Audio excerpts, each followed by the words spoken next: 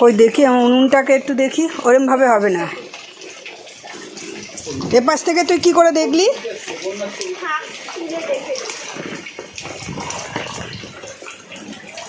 উনুনের ভেতরটা তুই দেখতে পাচ্ছিস যে জল হয়নি? হ্যাঁ, উনুনের ভেতরে ঢুকবে কি করে? দেখি না,